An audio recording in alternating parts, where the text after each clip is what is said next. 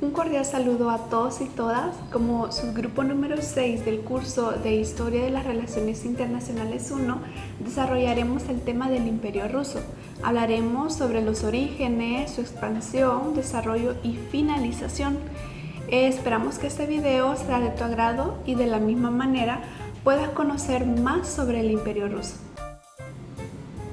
Primero, es importante saber que se le denomina Imperio Ruso al periodo entre 1721 y 1917. Este imperio abarcó grandes zonas de los continentes europeo, asiático y americano, siendo el sistema político sucesor del zarato ruso. Este importante periodo de expansión fue bajo el reinado de Pedro I el Grande, quien gobernó entre 1682 y 1725. Sus conquistas no fueron territorialmente tan extensas, pero fueron de importancia estratégica. Ahora bien, para saber cómo se originó el Imperio Ruso, es importante conocer un poco sobre los antecedentes. Entonces, es necesario viajar en el tiempo hacia el pasado y detenernos en el siglo XVIII, que fue un periodo que comenzó convulso en el norte de Europa, pues desde 1600 Suecia se había convertido en una gran potencia, tras vencer en sucesivas guerras a Dinamarca, Noruega, Rusia y Polonia. Tanto es así que después de varios tratados y una más que importante contribución a la Guerra de los 30 años, el Imperio Sueco dominaba la actual San Petersburgo, Estonia, Livonia y otros pueblos costeros de la costa norte de Alemania. Ante este panorama, Rusia, Sajonia-Polonia y Dinamarca-Noruega entablaron una alianza para unir sus fuerzas contra los suecos y su rey Carlos XII. Es lo que se conoce a orillas del Báltico como la Gran Guerra del Norte, conflicto que tiene lugar entre 1700 y 1721. Durante los primeros años de la contienda, Suecia supo mantener controladas a las potencias aliadas. Sin embargo, todo comenzó a cambiar a partir de 1709, cuando los rusos repelen una invasión sueca de su territorio. Los enemigos de Suecia se multiplican hasta que en 1721 no queda más remedio que firmar el Tratado de Neustadt. ¿Y qué es el Tratado de Neustadt? Bueno, el Tratado de Neustadt proclamó el fin de la Gran Guerra del Norte, que duró 21 años, y en la que Suecia y Rusia habían sido los principales rivales. Esto para Suecia significó la pérdida de su estatus de gran potencia, siendo lo contrario para Rusia. Esto también supuso el comienzo de una nueva era, marcando el momento en que Rusia se unió al grupo de los estados más poderosos del mundo. La victoria de Rusia en la Gran Guerra del Norte permitió a Rusia arrebatar importantes territorios a Suecia y conseguir una salida al mar Báltico, donde fundó la capital San Petersburgo, y es así como se dio inicio al Imperio Ruso. Además, un punto importante de mencionar es que el Imperio Ruso alcanzó su apogeo a mediados del siglo XIX, cuando incluía Alaska, a la región norte de Irán y una pequeña porción de Mongolia. Pero bueno, esto ha sido un poco sobre los antecedentes del Imperio Ruso, para así comprender de una mejor manera lo que será la expansión y desarrollo de este imperio, lo cual será explicado por mis compañeros a continuación. Expansión del Imperio Ruso. La expansión del Imperio Ruso llegó a partir de la muerte de Basilio II. Su hijo Iván III, mejor conocido como Iván el Grande, tomó el control de las provincias de Vladimir y Moscú. Durante su gobierno del año 1462 a 1505, su territorio se vio multiplicado de una manera espectacular, agregando así nuevos territorios y importantes alianzas políticas. El sucesor de Iván el Grande fue Iván IV, mejor conocido como Iván el Terrible. Iván el Terrible fue el primer gobernador de los territorios rusos en recibir el término de zar. Durante su gobierno, del año 1547 al año 1582, mantuvo una política expansionista, lo que lo condujo hacia la conquista de las provincias de Kazán y Astracán. 2 años más tarde, hacia el Valle del Volga. Y expandió sus deseos expansionistas hasta los territorios de los Urales y Siberia. Durante el siglo XVII, el Imperio ruso cambió el interés hacia Europa, lo cual lo llevó a la conquista de los territorios lituano-polacos, parte de territorios ucranianos y bielorrusos. Bajo el dominio de Pedro el Grande, eh, se siguieron conquistando territorios de población no rusa, además de provincias bálticas y del Valle del Volga. La zarina Catalina II continuó sometiendo a los tártaros y turcos. Su primer gran logro fue la ocupación de la provincia de Crimea, lo que llevó al imperio a tener salida al Mar Negro. Además, se continuaron conquistando territorios ucranianos y bielorrusos y lituanos.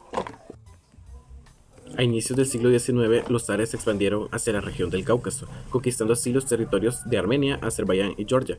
Hacia el norte conquistaron Finlandia, Besarabia, lo que hoy es Moldavia, y Polonia. Las políticas reaccionarias de Nicolás I llevaron al inicio del declive del imperio, tras la derrota en Crimea ante los turcos. No obstante, esto no impidió que el imperio se siguiera expandiendo hacia la región de Asia Central. Alejandro I intentó reformar el imperio, pero fue incapaz de contener el descontento social y político de la población, lo que lo llevó a tomar la decisión de reprimir a la población no rusa. Tras la Primera Guerra Mundial quedó en evidencia el declive del sistema autocrático zarista. Ya en 1917, bajo el control de Nicolás II, dio fin al Imperio ruso. Para comprender a cabalidad el desarrollo del Imperio ruso, voy a dividirlo en dos periodos. El primero comprende el lapso de tiempo desde 1682 hasta 1796 y el segundo desde 1797 hasta que se consolidan las bases que dieron paso a su finalización. El primer periodo inicia con el reinado del zar Pedro I. Él es apodado el Grande y gracias a él se consolidó en el imperio un ejército sólido y disciplinado. Además, esto, apoyado de campañas militares, tenían el objetivo de mantener seguras las zonas fronterizas del imperio.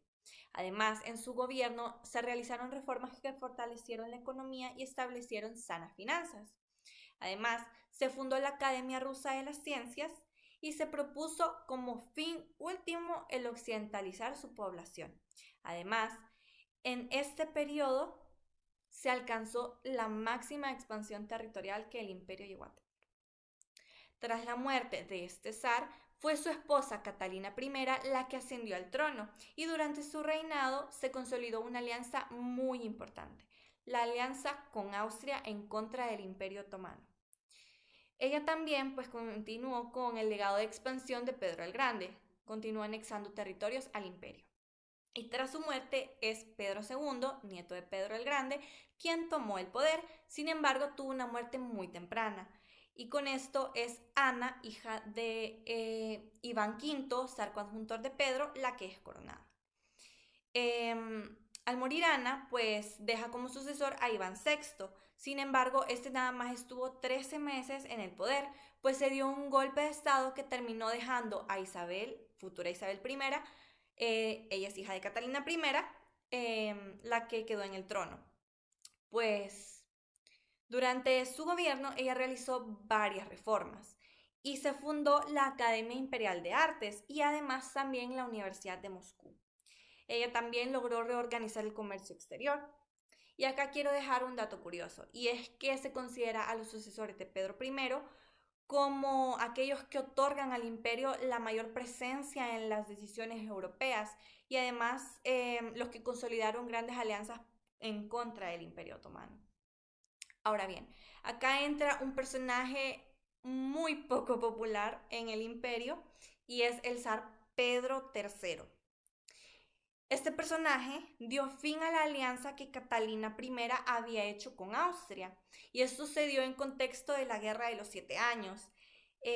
Acá pues se dice que Pedro tenía muchísima admiración por Federico II de Prusia y que es esto lo que lo llevó a abandonar a Austria, su aliado en esta guerra.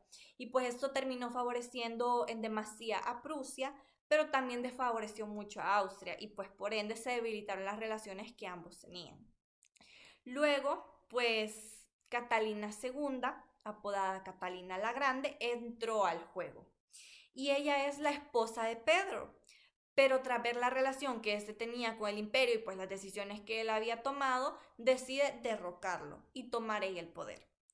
Y durante su era, pues el imperio se extendió muchísimo, extendió su influencia en Europa, apoyó el resurgimiento de la nobleza, realizó reformas económicas y políticas que favorecieron al desarrollo del imperio y pues también, continuando con el legado de Pedro I, ella expandió aún más el territorio, sin dejar de lado un dato muy importante, y es que en su era se logró la victoria en la primera guerra ruso-turca.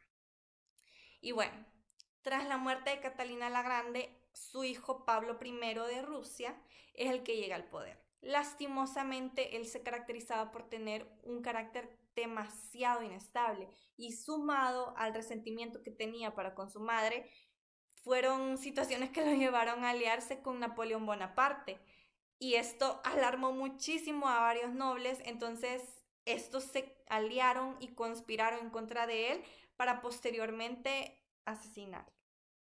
Y es así como se da inicio al segundo periodo. Al morir Pablo, es su hijo Alejandro I quien llega al trono, y a partir de ello Rusia tomó parte muy importante en las guerras napoleónicas. Se unió al bando de Austria, Prusia y Reino Unido para mantener su status quo. Sin embargo, luego de esto sucede la batalla de Austerlitz.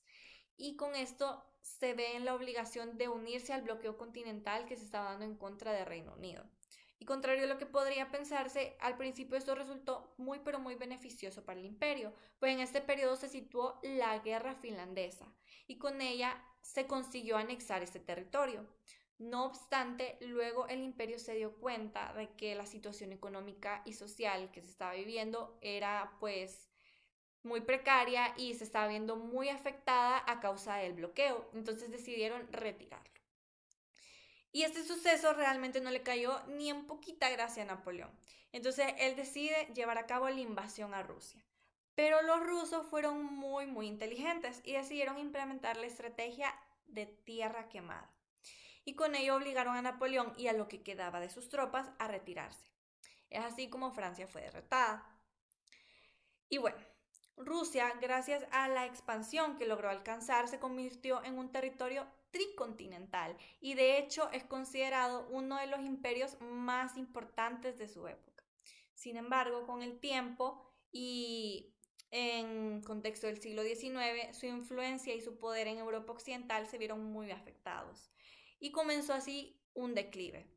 Entonces, pues sucesos como la abolición de la servidumbre, por ejemplo, le impidieron avanzar de igual manera o más bien de la mano de las otras potencias de esa época. Y por ello decidió expandirse en Asia Central y anexó varios estados a la región. Esto llevó pues al imperio a ganarse una seria enemistad con el Reino Unido, porque también estaban pues ahí en esa zona. Entonces se da inicio a lo que se conoció como el Gran Juego. Y esto es una especie de guerra fría que se dio entre Reino Unido y el Imperio Ruso. Y solo fue gracias a Afganistán que no se llevó a pues una guerra en sí, pues ese territorio se definió como de una manera pues en la que no existiera una frontera entre el Imperio Ruso y el Reich Británico. Y bueno, las expansiones de Rusia lastimosamente culminaron con la Guerra de Crimea, en donde Francia, Reino Unido se unen al Imperio Otomano, el eterno rival de Rusia, para evitar que este fuera vasallo del Imperio Ruso. Entonces, pues, Rusia, el imperio se vio derrotado y perdió algunos territorios gracias a esto. Sin embargo, recuperó su influencia 2 décadas después de que se diera este suceso y fue gracias a que hubo otra guerra turco-rusa y aquí sí salieron vencedores los rusos. Aquí sí el imperio ruso ganó y el imperio otomano pues fue derrotado. Sin embargo, esta victoria no logró acaparar la realidad del imperio. Y es que, pues, incluso para finales del siglo XIX, a nivel social y tecnológico se encontraban años luz, prácticamente se encontraban muy, muy lejos de las demás potencias. Y pues es acá cuando vamos a ver al personaje de Alejandro II. Y él promovió la emancipación de la servidumbre y estableció condiciones que fueron impuestas para la clase trabajadora. Sin embargo, estas generaron muchísimo, muchísimo descontento en la población, más que todo pues en los campesinos, y es así como se establecen las condiciones para la finalización del tan grande imperio ruso. Y pues los zares posteriores a Alejandro II tomaron una serie de decisiones y pues sus gestiones fueron las que terminaron con el declive. El imperio ruso comienza a entrar en declive con el zar Alejandro III de Rusia, que intentó mantener principios conservadores y nacionalistas, mientras que en la clase proletaria crecía el desprecio hacia los gobernantes. En este periodo existía mucha tensión en Europa, abonado con el desarrollo de armas cada vez más sofisticadas. Todo esto debido a la carrera armamentística que había. Este periodo se le llamó la Paz Armada, en el que el zar Alejandro III logró adjuntarse nuevos aliados, que serían Francia y Reino Unido, que más adelante ratificarían esta alianza con el Tratado Ruso-Británico, para contrarrestar la alianza del Imperio Alemán y su aliado el Imperio Austrohúngaro. El zar Nicolás II sin duda es parte fundamental del declive del Imperio ruso, ya que fue el último Románov en gobernar, también por las decisiones malas que tomó como gobernante. Ejemplo de estas malas decisiones es ir a la guerra con Japón, por querer expandir el imperio por Manchuria de China y toparse con la potencia de esa zona que era Japón. Debido a que este conflicto se llevó a cabo tan lejos y sobre todo en alta mar, para los rusos fue verdaderamente difícil ganar.